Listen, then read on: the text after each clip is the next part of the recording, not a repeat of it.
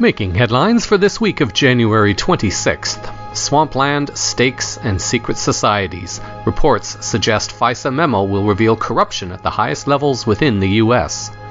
Making each country great again. Several European countries borrow a page from Trump to signal their intent to stand up to EU corruption. Whole world is a stage. Meetings, public and private, over global economy, and one person who calls Trump a danger to the world. And a new way to look at cannabis. Often thought of as a treatment, now it is being explored as a symptom of deficiency within the body. With news around, upon, within, and beyond our planet, the program making disclosure official. This is Cosmic Vision News. Here is Jeffrey West. Greetings and blessings to all. Things are getting more and more interesting, leading up to a much-anticipated State of the Union, SOTU, by U.S. President Trump on January 30th. This will be Trump's first SOTU address since being elected, and only his second address to the joint session of Congress. The past week, however, has seen activity ramping up on numerous levels. The Russia collaboration story is beginning to die down as the media is realizing that there is no story there. Former Secret Service agent Dan Bongino was questioned on Fox News about this and had this to say.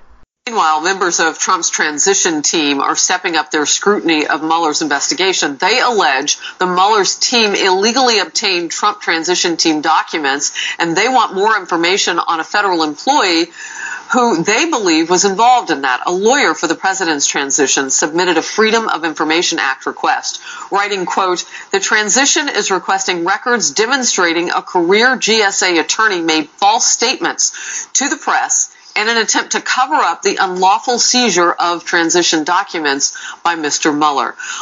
Dan, why is this problematic?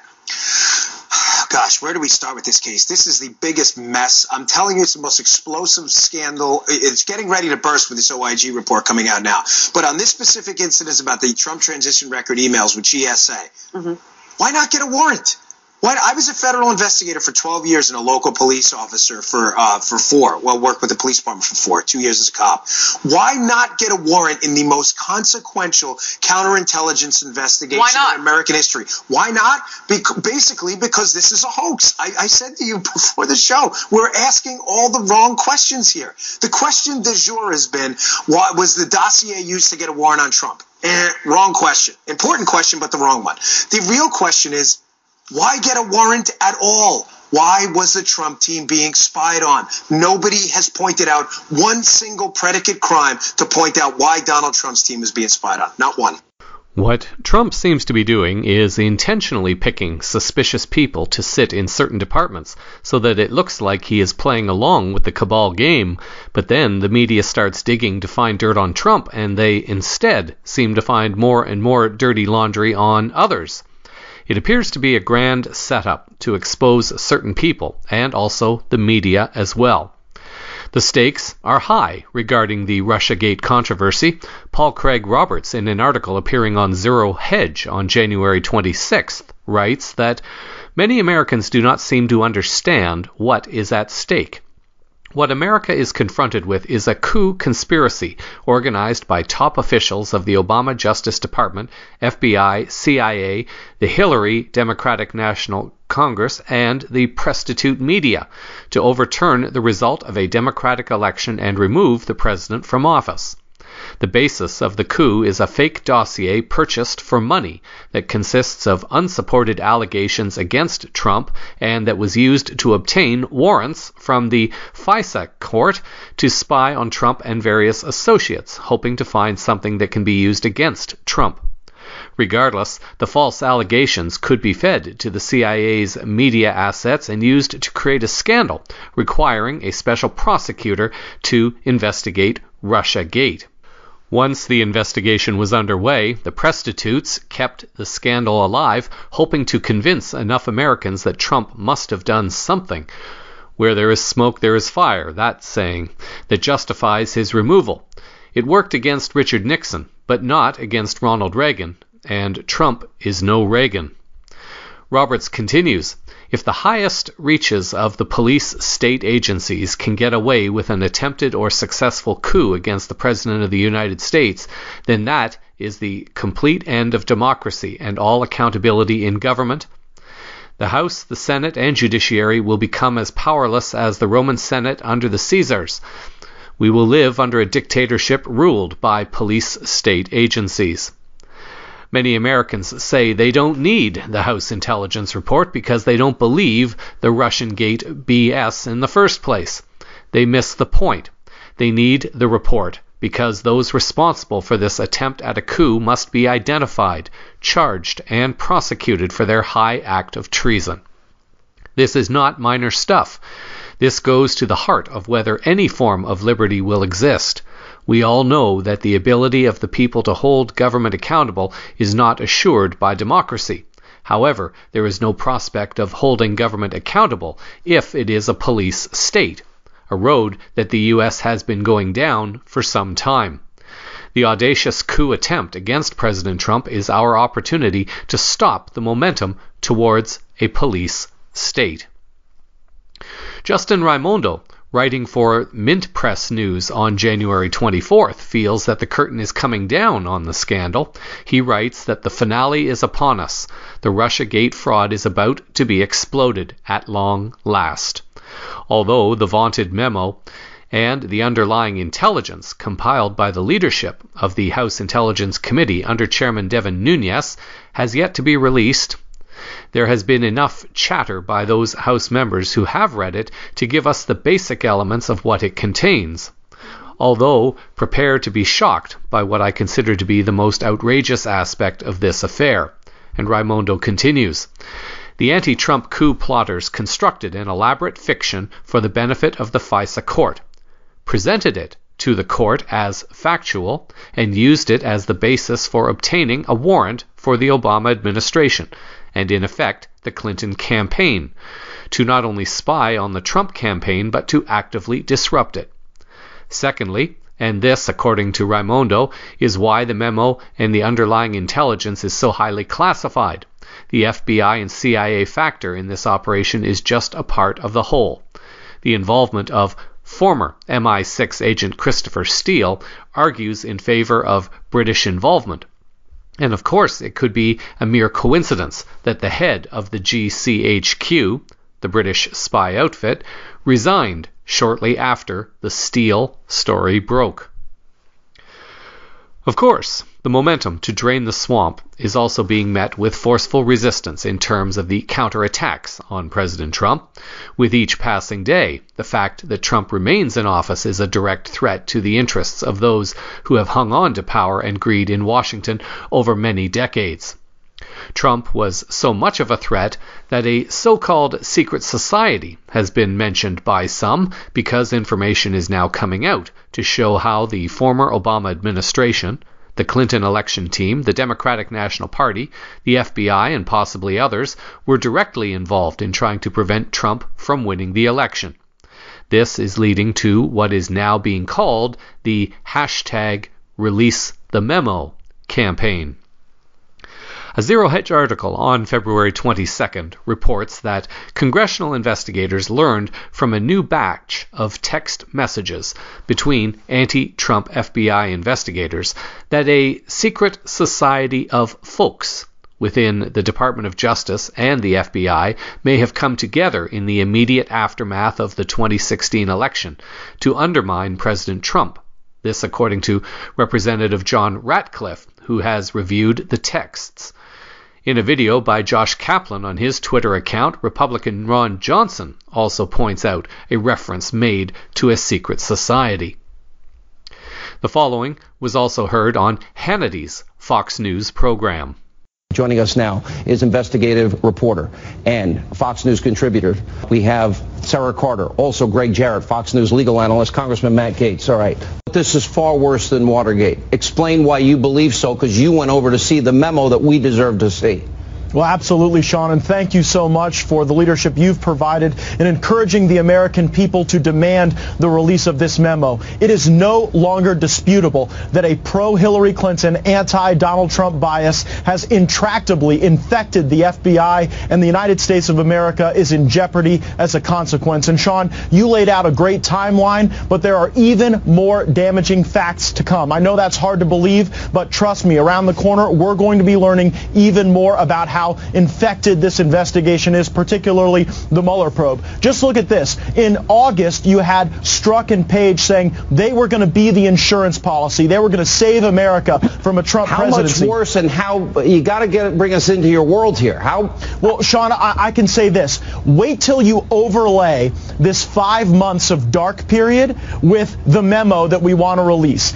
These are not isolated incidents that are separated from one another. You have to evaluate these things together. Do you believe they're missing? Because I don't buy it. American people are never going to believe that 2 days after Barack Obama sicked the intelligence community on President Trump, that all of a sudden these text messages went dark, and then they just happened to reappear and come alive the day after Robert Mueller is selected to be the special counsel. It would be the coincidence of all coincidences. All right, Sarah, you tie this together with what Congressman Gates is just saying. You see a connection. Oh, absolutely. Congressman Gates brings up several really important points.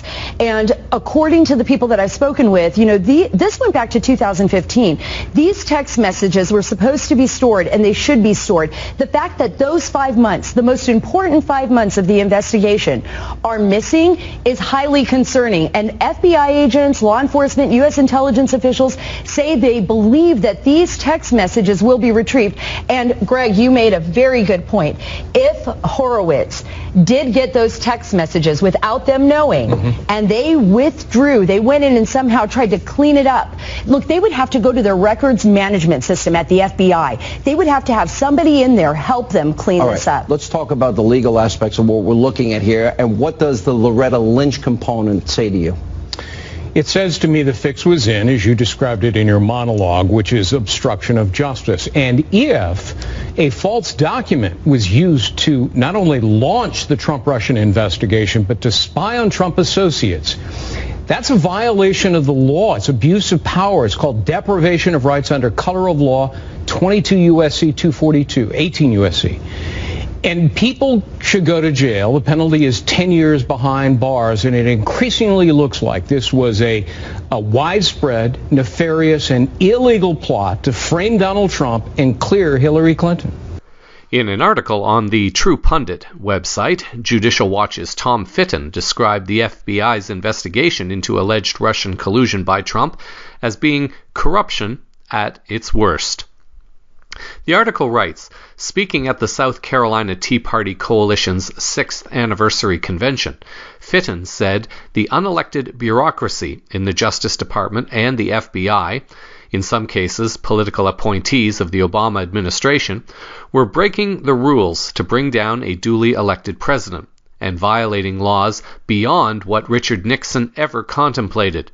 Nothing in recent American history compares to what we think we know, he said.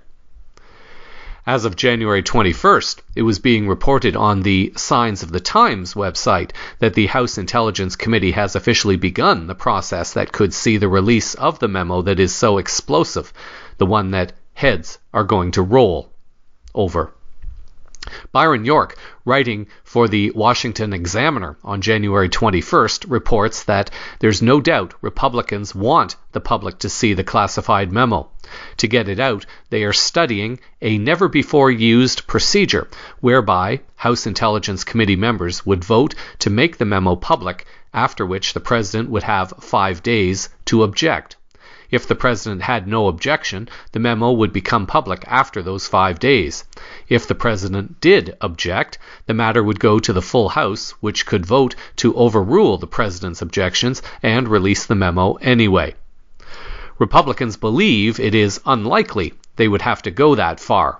Why would President Trump object to the release of a document allegedly showing that the Obama administration officials abused the law in investigating Trump? But even if there were an objection, the feeling is the House would go ahead. At this point, some Republicans would have a problem with their base if they didn't. The memo has become a subject of passionate interest among Trump supporters who are following the dossier investigation. The hashtag #ReleaseTheMemo has been everywhere on Twitter, and Republican lawmakers have noticed. So, GOP sources expect the House will act soon, though the entire process could take 2 to 3 weeks. In the end, even if there is any reluctance among some members or leadership, voter interest is likely to prevail. It's amazing what the pitchforks and the torches will do, said one lawmaker. Former CIA agent Robert Steele, in an article appearing on the PiBetaIota.net website, offers a 3-step process by which Trump could triumph. According to the article, Steele's suggestions are this. Move 1, eject the press corps from the White House. Repurpose that space to house the 3 elements shown in the graphic below, and there is a graphic in the article that will appear in the show transcript. This will give the president overnight what his existing team and Breitbart do not know how to do. Bypass all intermediary organizations and open a 2-way channel between the president and every eligible voter in the USA. Move 2, utilizing the Trump channel created in Move 1. First, sponsor a national conversation about election reform possibilities, and then introduce the Election Reform Act as presidentially sponsored legislation and inform every member of Congress that they can either vote for it and qualify for a matching presidential pardon if they give up their current bribers and blackmailers to a 90-day presidential task force separate from the FBI, or face the wrath of the president and the deplorables in 2018. This will do 2 things: create a new movement of perhaps 60% of the voters, more than the 2-party tyranny can muster together, and stop any possibility of the president being impeached by a Democratic-controlled Congress. Move 3, according to Steele, make strategy, not security, as defined by the banks and the military-industrial complex, as the central aspect of the Trump presidency. Each of these moves has a few sub-moves, as Steele calls them. For those interested, the full strategy can be found in the appropriate link in the show transcript for this story. As well, I will post links to 7 or 8 other related articles to this story that were not covered in the broadcast. In other geopolitical news, while the agenda of the unelected leadership within the EU is to impose rules upon participating nations that only destabilize each nation, several nations are moving ahead on their own, as was reported in the last couple of weeks on this broadcast. Hungary and Poland are taking the biggest hits from Brussels in their stance against the EU agenda to destabilize countries. Several other countries are taking notice, however, and may be moving on a similar path now. Finland's presidential elections will be starting on January 28th, and one of the candidates, Laura Huhtasaari of the Finns Party, is speaking out about how political correctness is destroying her beautiful country. On January 21st, an article appearing on the Voice of Europe website shares a video made by Huhtasaari, spoken in Finnish with English subtitles, and her message is basically this: the country is changing rapidly, and it is time to take Finland back, in a style that is following Donald Trump. As well, a Zero Hedge article on January 22nd by Tom Luongo reports that for years, Italy's Northern League kept to itself, being focused on secession rather than reform from within. That change began last year with their non-binding referenda to petition Rome for more fiscal autonomy. But as the Italian parliamentary elections come into view, the Northern League is playing politics, and according to the article, they are doing it well. Having made a coalition with Silvio Berlusconi's Forza Italia and 2 smaller center-right parties, the Lega Norda, or the Northern League, is now in a great position to win the election. Its leader, Matteo Salvini, has wholly embraced populism and is now in open opposition to Europe as a whole. Salvini was quoted in this article as having said that Europe has been punishing us for the last 15 years, and we are worse off than 15 years ago. European measures are the last thing I am interested in. The article continues. Salvini's populist stance goes much farther than that. His Twitter feed reads like Nigel Farage's after a lengthy stay at the pub. He's pushing for a 15% flat tax, the bane of the progressive left, who understands that a progressive tax system is the biggest obstacle to wealth generation. Salvini invokes U.S. President Donald Trump whenever he can, especially on defending Italy's borders and EU immigration policy. If Italy elects a government hostile to Angela Merkel's open immigration policy, she will have no choice but to back down on her stance against the Visegrad nations, Hungary, the Czech Republic, Poland, and Slovakia. Polls suggest that anti-Euro sentiment is still not high enough for it to be a winning electoral strategy. Even the front-running party in Italy, the Five Star Movement, is backing off rhetorically on its most radical position, calling a referendum on the euro a last resort now. But this isn't 2015, and Salvini isn't the feckless idiot that Alexis Tsipras in Greece is. The Northern League comes from truly radical roots. It understands the problems Italy has stem from Germany's punitive ideas on austerity. Either way, though, the Northern League is becoming a real political force in Italy, and this spells real trouble for a European Union and the Troika. Salvini is advocating the opposite of the plans favored by the power elite in Europe. Cut taxes, stop immigration, and bring the Italian middle class back into the mix. In a separate article on the London Express website on January 25th, it was reported that Italian election frontrunner Matteo Salvini vowed to challenge the European Union and to abandon the shared currency if the EU refuses to compromise. Of course, we heard similar words coming from Greek leader Alexis Tsipras and how he eventually caved in to the unelected European Troika leaders, the presidents of the European Parliament, the European Council, and the European Central Bank. Salvini is making claims that are equally as bold, as he was quoted as saying in this article that, in order to defend the money and savings of Italians, we will not exclude any possibility. You will never see me making a U-turn like Luigi Di Maio and the Five Star Movement did. We will defend the national interests. If we manage to change European dynamics and treaties, we will be the happiest people in the world. The Italian election is currently expected to be held on March 4th. Now, in an update involving Poland, a London Express article reported on January 26th that Poland and the EU are at war. This is a result of Poland ignoring threats by Brussels and continuing down its own path of setting national reforms that are not in alignment with Brussels. According to the article, the Law and Justice Party under Jarosław Kaczynski said there is no way Poland would hand in a decision on the court reforms to the European Court of Justice, as he asserted his government's right to make its own laws. Mr. Kaczynski told Polish daily newspaper Gazeta Polska Codziennie, the program of deep changes in our country will not slow down. On the contrary. In a separate article, and also following to the tune of Donald Trump, a Polish member of the European Parliament, Robert Iwaszkiewicz, believes the EU in its current form is in its dying days. According to this article, Iwaszkiewicz claims that the European Union stands on the brink of collapse because its core interests no longer serve the common goals of a once proud continent. He said it is now only in the interests of an unelected elite which has led Europe astray.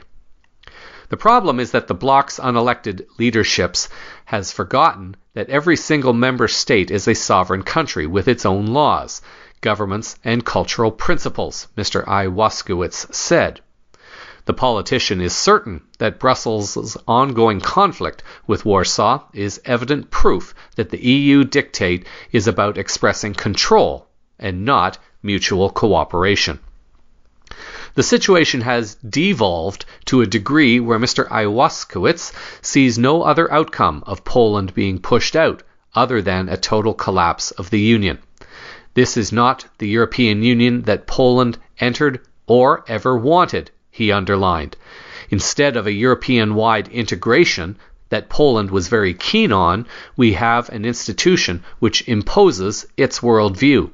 No more, no less. Tensions flared last December when Jean-Claude Juncker and Franz Timmermans issued their final ultimatum and attempted to strip Poland of its voting rights with Article 7. But all of this has only served to anger the Polish public and is one of the many reasons why anti-EU sentiments are on the rise across Europe, according to Mr. Iwaskiewicz. Poland is receiving support as well. A third article on the London Express website on January 26th reports how the leaders of Hungary, Croatia, Slovakia, and Czechia, or the Czech Republic, are standing by Poland's side against Brussels. It may be a bit of a reverse psychology trick, but it seems that America first, as championed by Trump, is a message that is catching on, and now that Trump appears to be taking on the swamp, other leaders are starting to feel a bit bolder in coming out of the woodwork to do something for their countries that will show unelected leaders that any country will no longer be held hostage to an agenda that serves wealthy elitists and not the general population, and it certainly does not serve our planet overall. In financial news, the World Economic Forum is winding up in Davos, Switzerland, and it is a pretty safe bet that there were numerous discussions taking place behind the scenes that are not being covered by the mainstream media. It would also be a safe bet that what is currently going on in Europe, resistance to the unelected EU leadership, is also a topic of concern among those at the highest levels. What were some of the bigger public stories coming out of Davos? Well, according to the WEF website, on day one of Davos, Indian Prime Minister Narendra Modi listed his 3 most significant challenges to civilization as we know it: climate change, terrorism, and the backlash against globalization. For the first time as well, an all-female panel was convened on the topic of creating a shared future in a fractured world.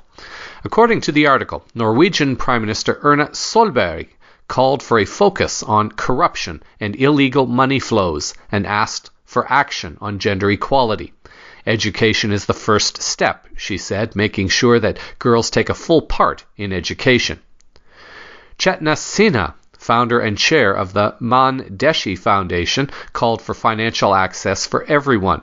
She announced an alternative investment fund for female entrepreneurs worth 100 million rupees.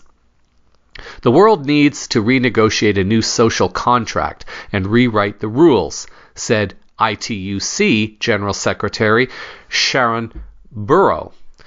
We built this fractured world. Now we need to learn some lessons and rebuild. Also speaking at the forum was Malala Yousafzai, a Pakistani activist for female education and the youngest Nobel Prize laureate. She is known for human rights advocacy, especially the education of women and children in her native home region in northwest Pakistan. Yousafzai spoke on the importance of teaching boys how to be men and how to respect women and their contribution to humanity and the planet. She was quoted as saying that men have a big role to play. We have to teach young boys how to be men. In order to be a man, you have to recognize that all women and all those around you have equal rights and that you are a part of this movement for equality. Alibaba founder and executive chairman Jack Ma spoke openly and at length about some of the key challenges facing the world, delivering a stream of unique perspectives and guidance. If you don't want to lose quickly, you will need a high IQ.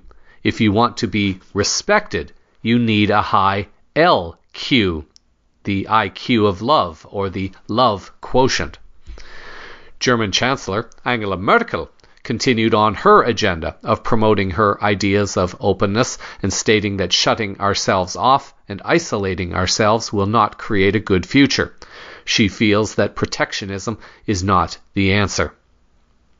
France's Macron declared that France is back, whatever this may mean, because it doesn't seem like things are really good in France at the moment.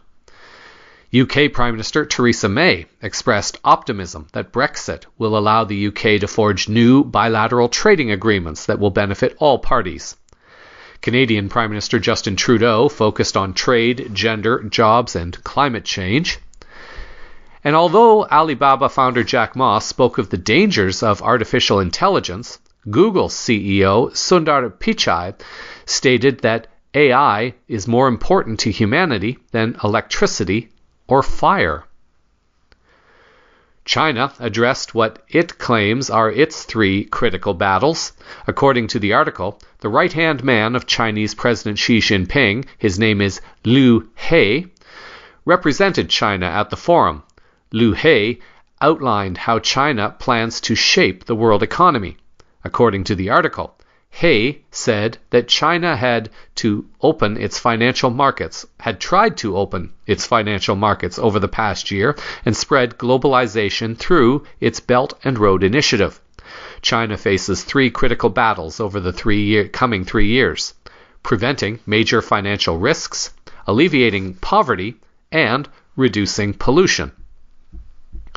Of course, the address by U.S. President Trump was also listed as a key highlight, although Trump mostly kept his speech limited to how the U.S. is becoming great again and is open for business with the world. This was the public part of his address, what the world and the media saw. It may take days before news begins to trickle down of various discussions that were going on about topics that the mainstream media are not yet allowed to cover. Certainly another topic that was discussed but not covered by the media is the European movement towards the East and away from the US and the West. An article appearing on the QZ.com website from January 16th reports that the yuan, the Chinese currency, took a major step towards broader international adoption in 2016 when the IMF decided to include it in the basket of currencies that make up the special drawing rights, an alternative reserve asset to the dollar. The Chinese yuan hit a 2-year high against the US dollar this week, after the German Bundesbank said that it would include the yuan in its reserves for the first time. The notable development from the European point of view over the past few years has been the growing international role of the renminbi, the other name for the Chinese yuan, in global financial markets. This, according to Andreas Dombret, a member of the central bank's executive board, and he reportedly said this at a conference in Hong Kong. The decision was made last year, and no investments have been made yet, as preparations are still in process. The French central bank then revealed that it already held some reserves in yuan. As Trump's America First policies push the U.S. out of the international limelight, more people expect China to fill the gap, including in world finance. Barry Eichengreen, an economics professor at the University of California, Berkeley, and expert in global currency systems, predicts that the U.S. dollar will eventually lose its dominance and multiple currencies will coexist on a more equal footing in international markets. In the future, the dollar will be forced to share prominence with the yuan and the euro in particular, he says. Now, one other individual also made an appearance in Davos. According to an article on the Political Insider website on January 26th, what does George Soros know that we don't? The devilishly liberal billionaire and hedge fund investor told an audience at the Davos World Economic Forum that he expects President Donald Trump will be forced out of office before 2020. This came after Soros tore into the president, calling him a danger to the world. The author notes that Soros is not a man to be trusted. Here are the comments made by Soros. Clearly, I consider the Trump administration a danger to the world, but I regard it as a purely temporary phenomenon that will disappear in 2020 or even sooner. I give President Trump credit for motivating his core supporters brilliantly, but for every core supporter, he has created a greater number of core opponents who are equally strongly motivated. That's why I expect a Democratic landslide in 2018. Soros has been active in promoting his version of democracy through his Open Society Policy Center. He is believed to have funded movements such as Black Lives Matters, women's marches, and he is also linked to destabilizing events in Ukraine and other countries in Europe, and also the migrant crisis that is causing all kinds of trouble in Germany, France, Sweden, and other countries. It is, or in my personal opinion, the fact that Trump is considered dangerous by a man like Soros is a good enough reason to support Trump. It would obviously mean that Soros considers Trump a legitimate threat to his work, but Soros seems naively confident that Trump will be removed. This could be a veiled threat to Trump, that Soros is planning to put all his financial resources into a Democratic landslide in the next U.S. presidential election. This would assume, however, that there is still a Democratic Party left after all the current and coming scandals don't completely reshape the U.S. political landscape in the future. In the U.S., reports are circulating that a huge tax remedy has been given to the people. An article appearing on the urlaw.org website is suggesting that the U.S. Congress with President Trump may have just given the ultimate tax remedy to the American people, and the author of this article seems to be claiming that it is hidden within the rules of a recent tax bill approved by Congress. According to this article, the new federal personal income tax law, H.R. 1, that was just enacted into law by Congress in December of 2017 and already made effective as of January 1st, 2018, has the immediate legal effect of three things. 1, completely disemboweling and destroying the IRS's current personal income tax collection and enforcement practices and operations by removing them entirely and completely from all legitimate constitutional authority to act to enforce the direct taxation of income under the 16th Amendment as practiced for the last 60 years. Number 2, it strips the Federal Department of Justice naked in the courtroom of all the illegitimate constitutional arguments that have been made in the courtroom for the last 60 years to sustain the federal courts, both district and tax courts, erroneous enforcement of a direct and unapportioned tax upon the income of we, the American people, under alleged authority of the 16th Amendment. And 3, completely exposes the federal judiciary's unlawful enforcement of the federal personal income tax under the 16th Amendment over the last 60 years of American history as nothing but a complete and total judicially committed fraud that plainly and clearly can now be seen as the true judicial conspiracy of sedition that it is. As I am neither an American citizen, nor am I fully versed in legal knowledge, it is difficult for me to comment on what exactly this article is saying. The article suggests this, however. It's the same tax it's always been, and now they have admitted it on the congressional record, and their world is about to change. Well, actually, implode. Congress has no idea of what they have done, or of the true extent or size of the catastrophe within the tax enforcement system that they have wrought with the new income tax law, and few Americans, if any, have realized it yet. The article presents at least 7 facts that they claim any honest lawyer should admit to when presented with the information contained in this article. As I cannot claim to fully understand U.S. tax law, all I can do is present the basics here, and then invite U.S. citizens worldwide who have knowledge of either law or taxes to analyze this information and determine for themselves whether or not there is something really valuable contained within this information. If there are any CVN listeners who have the knowledge and understanding of this article and are able to communicate to me exactly what the good news is within this legislation, I can then make an update to this story in the coming weeks.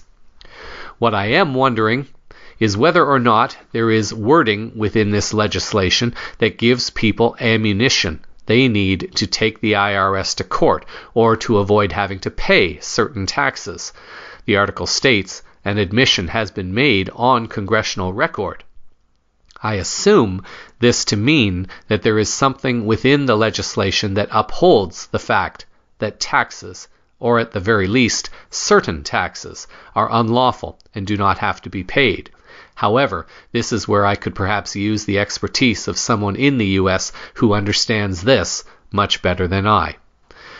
The article is in the show transcript for this story. An update will follow if any significant information is presented to me regarding this story.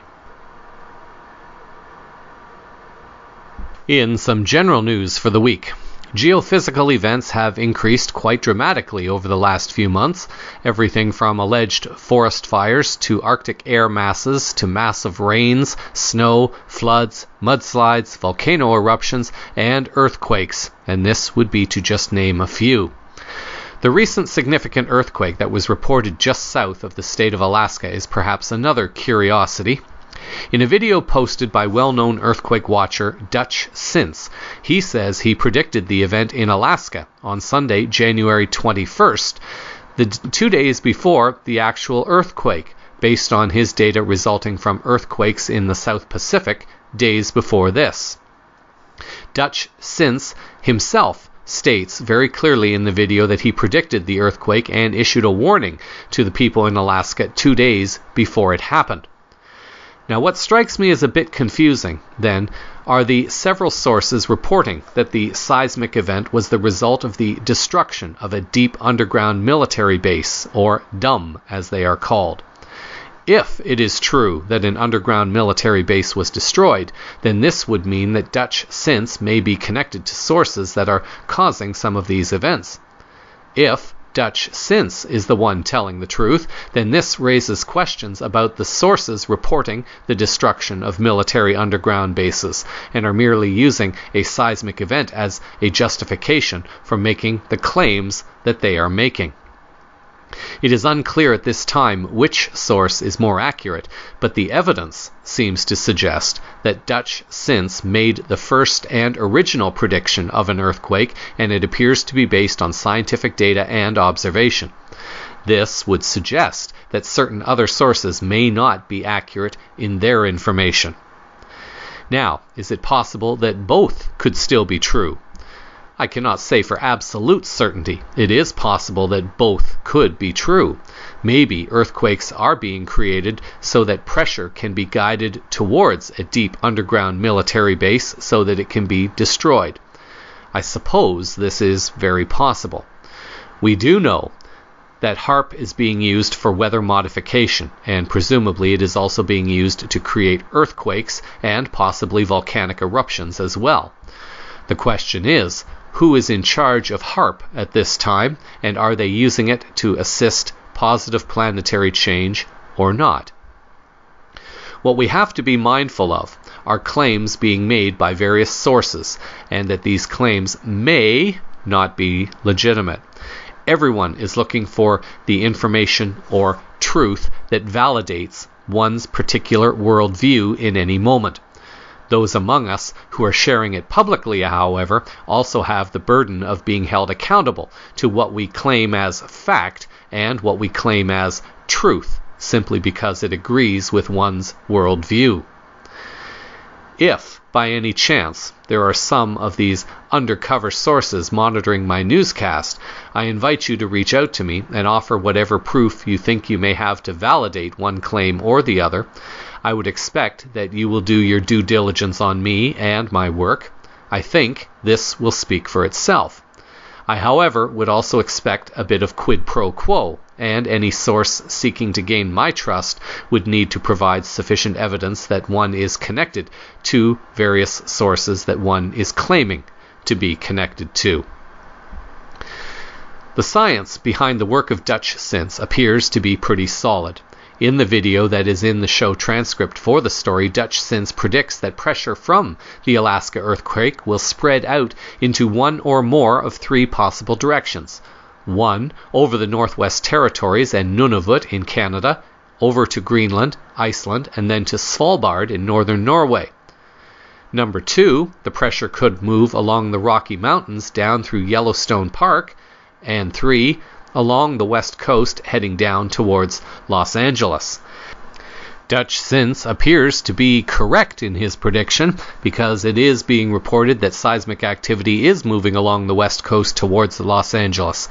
According to the Volcano Discovery website on January 25th, a 5.8 earthquake has been reported 205 kilometers west of Ferndale, California, and many follow-up earthquakes are also being reported. The Ring of Fire, in particular, has seen significant increased activity, and this in turn is having ripple effects that are moving out across various tectonic plates around the world. At this time, it is noticeable to some that the Earth is going through a cleansing of sorts to release energies that have long been trapped within her body. We may be needing to pay closer attention to this activity, as this may also be her warning to humanity that she is needing to do some cleansing that could result in some discomfort for some humans.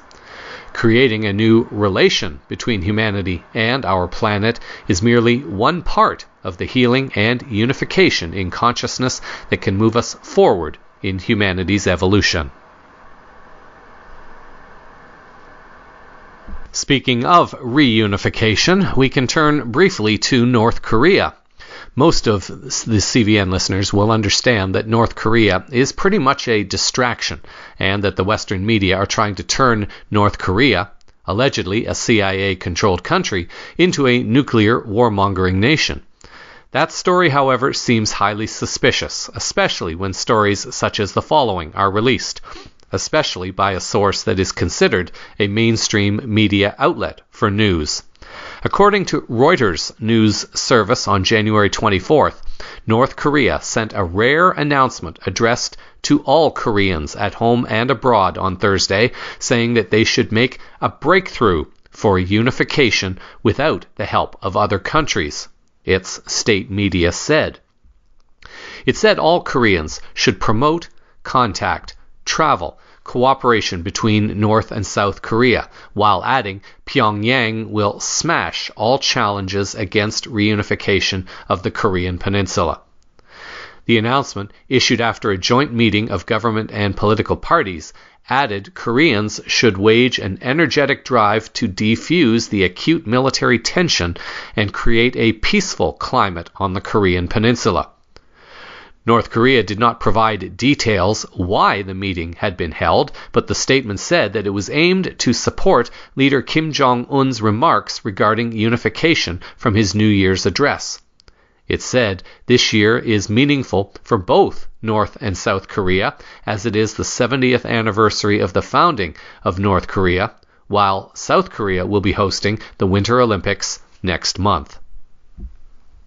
It seems highly unlikely that a leader who may be considered unstable by Western standards because he does not accept U.S. and Western hegemony would be extending olive branches to South Korea and speaking of unification if his intention was to really start a nuclear world war.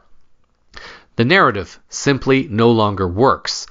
We may not be sure yet what exactly is going on as far as North Korea is concerned, but it is becoming increasingly more clear that there may be a real chance for peace and unification of the two Koreas at this time.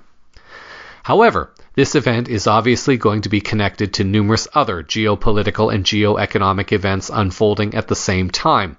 So we have to stay grounded without jumping to assumptions about the meaning of any one singular event. It is highly, highly unlikely that North Korea would risk what it appears to have now gained just ahead of the Olympics in South Korea. We know that there are multiple weapons of mass distraction being set off around the world. So the question, as always, comes back to following the money and trying to determine who profits most from any particular events that are happening in that region and elsewhere. In a bit of disclosure-related news this week, although it is not exactly a new story, there appear to be new details available. An article from the BBC.com website on January 18th has reported that about 13 million pages of declassified documents from the U.S. Central Intelligence Agency have been released online.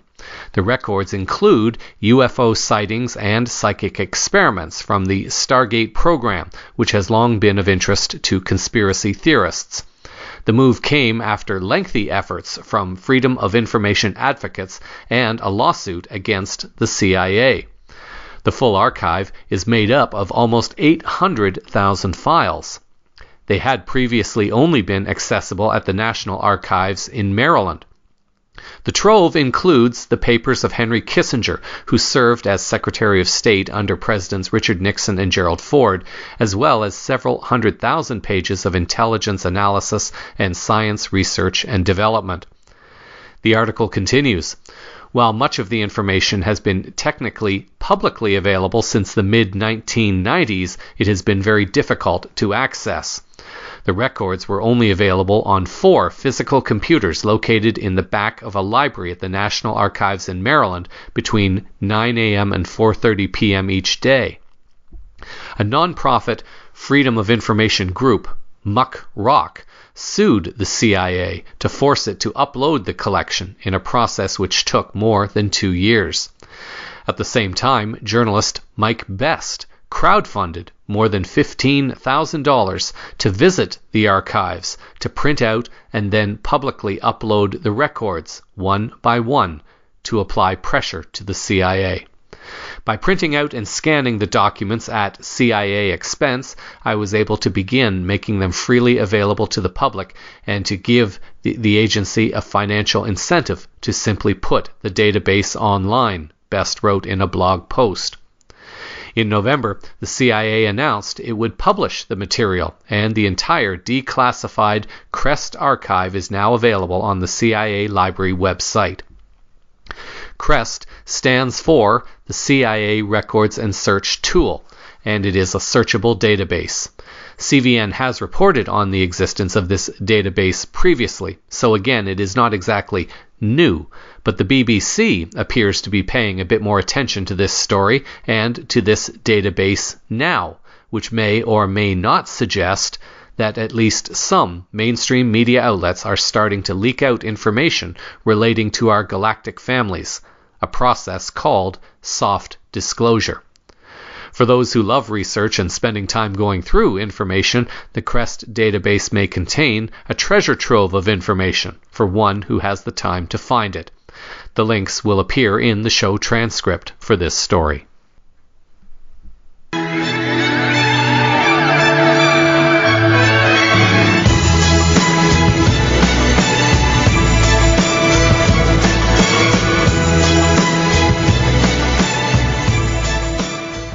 Now over to technology news. I came across a product that appears to have some potential for the future in terms of dealing with biodegradable wastes and fuel generation, while also creating a product that can be used for food growth. The product is called Home Biogas, and according to the website, it is a revolutionary backyard appliance that will transform your leftover food waste into clean energy and organic liquid fertilizer. The company appears to have had great success with its initial appliance, having found customers in Kenya, Argentina, Australia, and the US, to name a few. Based on that success, the company embarked on a mission to create the next generation home biogas appliance. A video from the website gives the story and outlines the new vision.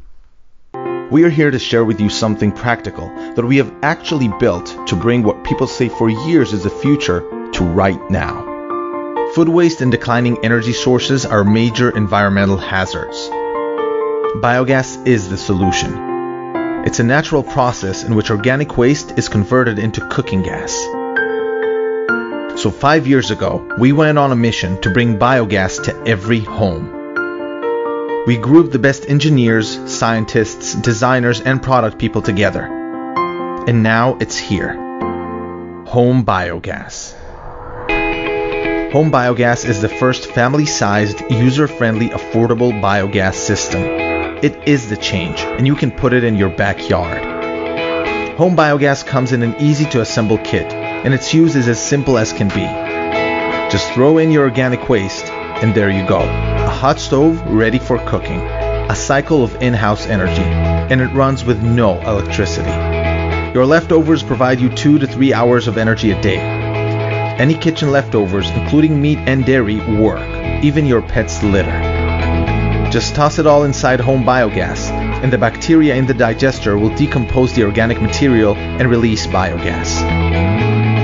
As a byproduct of the digestion, home biogas even generates an incredible plant fertilizer. It's the kind you pay a large sum for in garden stores. In this manner, home biogas creates an eco-cycle. Waste turns into gas and fertilizer. Fertilizer is used to grow food, and gas to cook it. Leftovers are more waste. We are way past the prototype phase. We've already installed more than 150 units that have been running for over a year. Until now, we've worked with international organizations in underserved communities. Now, we're bringing it to you. You are in charge of creating your own clean, renewable energy. Energy that you can trust. We need your help to make home biogas an accessible household item. So if you want to bring the change, get home biogas. Let's create a better future for our next generations. According to the website, the Home Biogas 2 appliance will be ready for delivery by May of 2018. The website is advertising the unit at a discounted price of $520 from the original sale price of $790. The unit is obviously better for households where a fairly significant amount of bio-waste is produced daily. A single individual living alone would not likely produce enough daily waste to generate enough gas to make this appliance worthwhile. In the show transcript, the links will be available with more information for those who may be interested in this product for 2018. Finally, in health-related news, over the last few years, CVN listeners have come to understand that I am a big supporter of the benefits of cannabis for healing and the benefits of hemp as a way for any community, anywhere in the world, to become more self-sustaining using just this one crop. Although I have presented numerous stories over the years about the benefits of cannabis as a treatment, it is worth also exploring the underlying root condition that creates the need for cannabis treatments. An article appearing on the Patients for Medical Marijuana website reports the following. Scientists have begun speculating that the root cause of disease conditions, such as migraines and irritable bowel syndrome, may be endocannabinoid deficiency. It may seem obvious, but it is not necessarily that obvious. The article continues. The therapeutically active components in marijuana, the cannabinoids, appear to be remarkably non-toxic to healthy cells and organs. This notable lack of toxicity is arguably because cannabinoids mimic compounds our bodies naturally produce, so-called endocannabinoids, that are pivotal for maintaining proper health and homeostasis. In fact, in recent years, scientists have discovered that the production of endocannabinoids and their interaction with the cannabinoid receptors located throughout the body play a key role in the regulation of proper appetite, anxiety control, blood pressure, bone mass, reproduction, and motor coordination, among other biological functions. Just how important is this system in maintaining our health? Here's a clue. In studies of mice genetically bred to lack a proper endocannabinoid system, the most common result is premature death. As far back as 2011, Fox News reported on this story as well. In this article, Chris Killam reports that if the idea of having a marijuana deficiency sounds laughable to you, a growing body of science points at exactly such a possibility. Killam continues, in August of 1990, researchers reported in the journal Nature the discovery of receptors in the brain that specifically accommodate the cannabinoids in pot. Cannabinoids bind to particular neurological sites in the brain as though the brain was specifically designed to utilize this plant.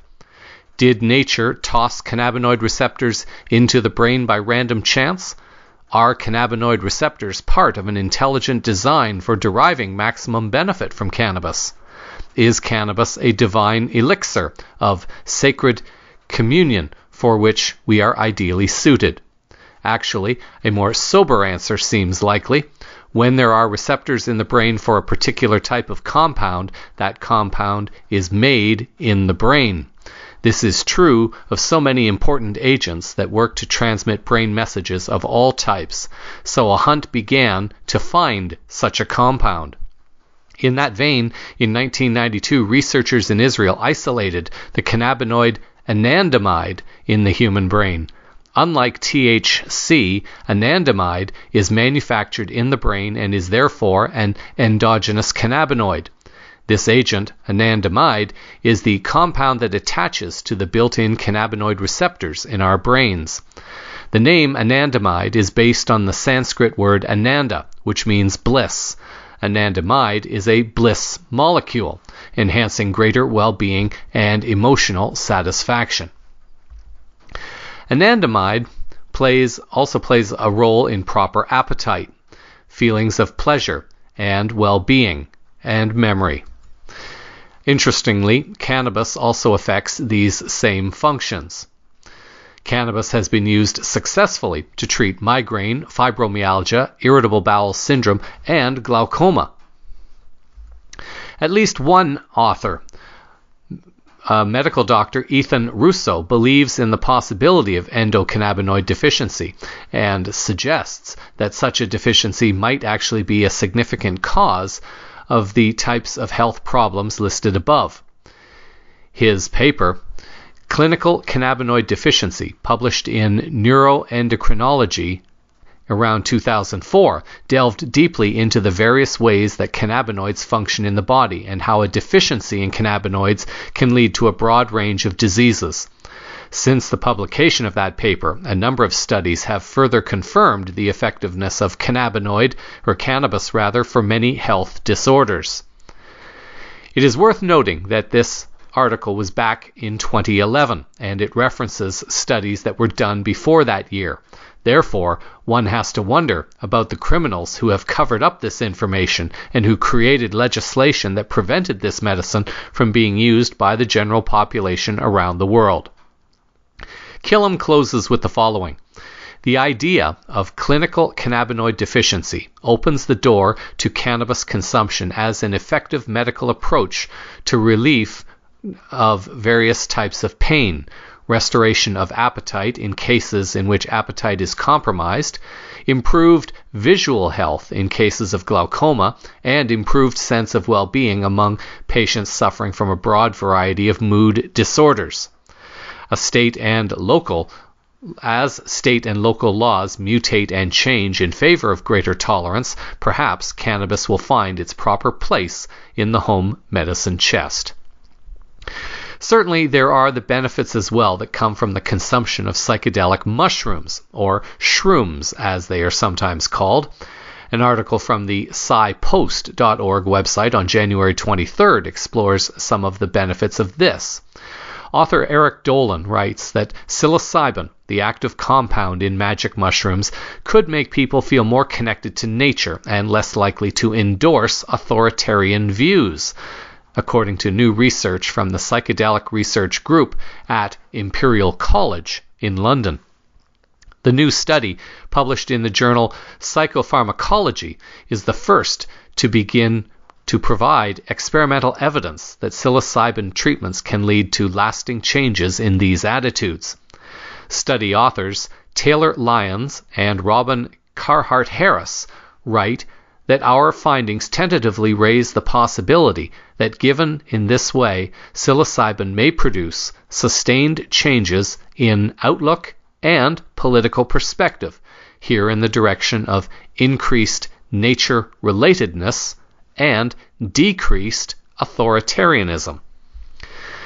The article references two other studies involving psychedelic mushrooms. One study revealed that participants who used psychedelics felt a closer relationship with nature and began to see that there was no separation from nature. Another previous study looked at how psychedelic drug use was associated more to those with liberal or libertarian political views. The results of the testing were reported as follows. The participants who received psilocybin treatment also showed a significant decrease in authoritarian attitudes, which was also sustained in the follow-up.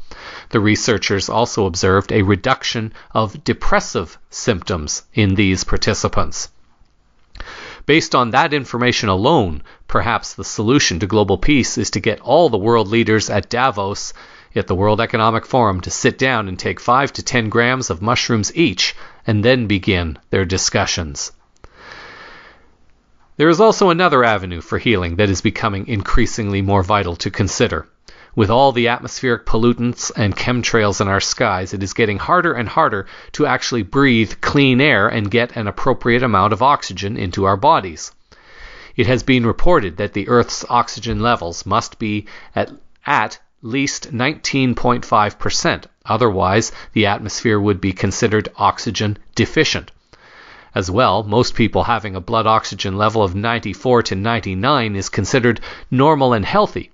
Below 90 generally means that oxygen from some other source may be necessary to help maintain health of the body. An article on the bodywatch.com website reveals the cover-up on oxygen.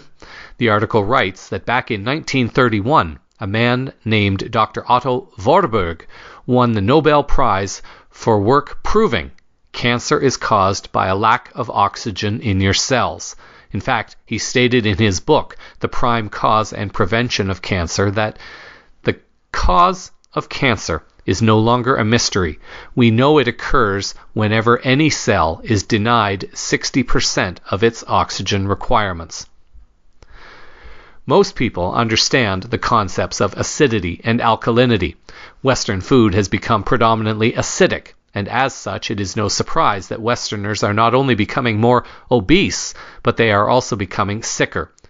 Pathogens are anaerobic, meaning they thrive in environments where there is less oxygen and greater sugar and acidic levels. The article continues, there is documentation and proof showing that oxygen therapy works, going all the way back to the late 1800s. So now you're probably wondering, if the antidote for cancer is so easy, how come we haven't heard about it? And the answer is simple. You can't make money out of oxygen therapy. It comes back to Big Pharma and their control on people's health for profit. The article goes into several possible options for getting more oxygen into the body. Some are much more expensive than others, and this is primarily the reason why people avoid oxygen therapy as a healing modality. The body needs an ideal environment in order to do its true healing and regeneration. Of course, the world we currently live in makes this almost impossible, and therefore this is the very reason why it is important to become as informed as one can, in order to not only ask the questions of our leaders that need to be asked, but also to set an example for those watching or listening so that they can see other people standing up and speaking out on key issues that can no longer be suppressed. Just before I get to this week's final words, there seems to be a lot of people who are now realizing that their exposure in Facebook is being limited. Facebook certainly does appear to be playing games. Even on Zero Hedge this past week, an article had this to say about Facebook. In a blog post, the company revealed its plans to start ranking news sources in its feed based on user evaluations of credibility, in what Facebook said will be a step in its effort to fight false and sensationalist information, which also will push the company even deeper into a role it has long sought to avoid, that of what the Wall Street Journal called a content referee, and which we would define even simpler, the Internet's biggest censor.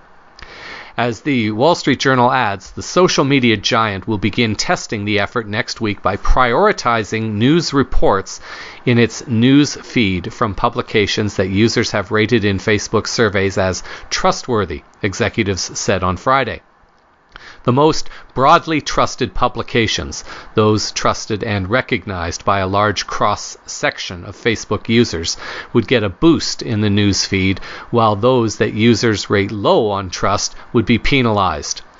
The change only applies to U.S. users, although Facebook plans to roll it out later internationally. The transition comes at a time when Facebook also intends to reduce the presence of news in favor of what it calls meaningful interactions on the platform. What it means is this. According to the article, Facebook will now only amplify and disseminate content that the majority of its users want to hear, while actively drowning out any minority or variant perceptions, and certainly any sources of content that Facebook and its users disagree with. And so the echo chamber of passive-aggressive censorship is about to become huge. Facebook is claiming that they are not the ones deciding, but rather that they are allowing the community to choose which sources are trustworthy or not. I have noticed that my exposure to those who follow CVN has been limited as well. Perhaps this is where you may be able to help me if you choose to do so. If you wish to be notified when I publish my CVN updates, then you may need to set my posts as a priority in your newsfeed, otherwise you may not see my postings each week, especially if Facebook begins to cut them back. To do this, you can go to either or both my personal Facebook profile or to the CVN page. At the top, you should see a box that says Following. If you click on the arrow beside this box, you should then see a heading that says In Your News Feed. Underneath this, you should have the ability to click on See First. Once this is done, I think you should then receive the show and transcript postings as soon as they are made at the top of your news feed. I'm not sure how much longer I will continue to use Facebook. It is getting harder and harder to keep my faith in Facebook, given its history, its tactics, and now given the revelations of how addictive and dangerous social media is becoming. In this week's final words, as we continue to observe the shift and changes taking place at this time, one may feel inclined to look around and judge another for his or her path, without taking into account the soul contract or life purpose of that individual. One may think or feel that one is awakened and that another is either asleep or perhaps recalcitrant. In this case, recalcitrant is defined as being a person with an obstinately uncooperative attitude. I'm choosing to end this week with a message from Patricia Cota-Robles. As part of her weekly vlog series, she discusses those among our brothers and sisters who are asleep and who are recalcitrant, and why none of it really matters. Create a wonderful week. Until our next moment of now, I leave you with Patricia Cota-Robles, shared with her permission, looking at who are our asleep and recalcitrant brothers and sisters. In the last few vlogs, the beings of light have been reminding us of the heart commitment we made to hold this sacred space for the awakening of our asleep and recalcitrant sisters and brothers. We volunteered to do this in order to help them complete the process of transmuting their karmic liabilities so they can move forward in the light with the rest of the earth. People all over the world are awakening in record numbers, but there are still many people who are so overwhelmed with their challenging life experiences that they are having difficulty hearing the inner voice of their I Am presence and remembering their purpose and reason for being on earth during this auspicious time. These are the people our Father, Mother, God are trying to assist with the influx of light that is now flowing through our newly empowered planetary grid of transfiguring divine love. This new facet of the divine plan is also designed to awaken the millennials and the children who have come to assist us in co-creating the patterns of perfection for the new earth. In order to help us perceive the bigger picture today, the Company of Heaven is revealing the difference between what they refer to as our asleep and our recalcitrant sisters and brothers. First of all, they want to make it perfectly clear that this is not a judgment. We are one with these souls, and there is no separation. The Company of Heaven also wants to caution us against using this information to try and figure out if the people we know or those we observe are either asleep or recalcitrant. There is absolutely no way for us to know that without knowing about all of their lifetimes and what their specific mission is in this lifetime. Only their I Am presence has that knowledge, and it is actually none of our business. The reason the beings of light want us to have this information is so we will understand why things are happening the way they are and the different levels of consciousness that are creating the outer world appearances that seem so challenging. Being informed will help us evaluate where our light is needed the most. The people who are considered asleep are good people, but they are so overwhelmed with their painful life experiences and struggling so hard to survive that they cannot seem to raise their heads above the negativity. They would love to see the light and remember their I Am presence, but they are so discouraged and beaten down by the negativity around them that they no longer believe that is even possible. The new divine plan has been initiated by our Father, Mother, God, and it is specifically designed to awaken our asleep sisters and brothers. The light work of every person on earth is now being amplified 1,000-fold on a monthly basis through our newly empowered planetary grid of transfiguring divine love. This is allowing the I Am presences of our asleep sisters and brothers to gradually lift their heads above the negativity, so they will once again remember that they are beloved sons and daughters of God, and that all our Father, Mother, God have is theirs. The people who are considered recalcitrant have a very different consciousness than those who are merely asleep. These are our sisters and brothers who need much more assistance if they are going to awaken from their fear-based and manipulative consciousness. The people who are referred to as recalcitrant by the beings of light are people who have deliberately chosen to oppose the light for their own personal gain. Even though in the realms of truth the I Am presence of every one of these people help them make the decision to do whatever is necessary to clear up their karmic liabilities so they would not be left behind during the shift of the ages, they are now resisting that agreement. Out of fear, these sisters and brothers are fighting tooth and nail to keep the earth from completing her ascension process. They desperately want to maintain their power and wealth, and they are terrified that if they lose their ability to control and manipulate the masses of humanity, they will not be able to do so. This faction of our sisters and brothers has fallen to the depths of separation and duality. Their ego has manipulated them into believing that their purpose and reason for being is to accumulate power and wealth for their personal gratification. They think whatever pain they happen to inflict on people or the earth in order to get what they want is justified. The recalcitrant souls have been manipulated and controlled by their fear-based and fragmented human egos for so long that they willingly overlook the fact that their actions are wreaking havoc everywhere. They do not seem to care if they pollute the water we drink or the air we breathe or the food we eat, as long as they are able to continue accumulating the obscene amounts of wealth and power they crave. They have found that the best way for them to maintain control over the masses is to perpetuate fear, hate, and suspicion between people of different genders, races, religions, nationalities, socioeconomic classes, and lifestyles. We can see evidence of this surfacing all over the world at this time.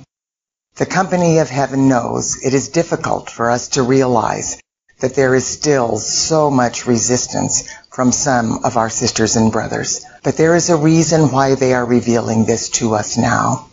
Monumental changes are taking place over the past few decades, and we have finally reached a point where this level of self-obsessed and narcissistic consciousness will no longer be allowed to interfere with humanity's awakening. This is one of the main reasons our Father, Mother, God have initiated the new phase of their divine plan. With every person's light work being amplified 1,000-fold on a rhythmic momentum every month, the I Am presences of even the most recalcitrant souls will be given powerful opportunities to awaken them and to help them reclaim their divine birthrights as sons and daughters of God. The hope is that every single recalcitrant person will respond positively to this influx of light as soon as possible. Our Father, Mother, God have encoded in their new divine plan a process for this depth of consciousness to be cleansed from the mental and emotional strata of the planet. The company of heaven is assuring us that recalcitrant people still have time to awaken and to fulfill their agreement to transmute their karmic liabilities. However, if they choose to continue on the destructive path they are on, things will definitely change for them. These recalcitrant souls will not be allowed to delay the Earth's ascension process any longer. Once their I Am presence knows for sure that they are not going to change their behavior in this lifetime, a merciful contingency plan has been set into motion that will allow them to continue their learning experiences in another time and place. When it is time for the recalcitrant people to pass through the natural transition we call death, they will be transferred to special schools in the inner planes. This will be an individual process and will occur for each person in divine timing. There will not be a mass exodus. Each person will stay in the inner schools for however long it takes to complete their lessons and transmute their human miscreations back into light.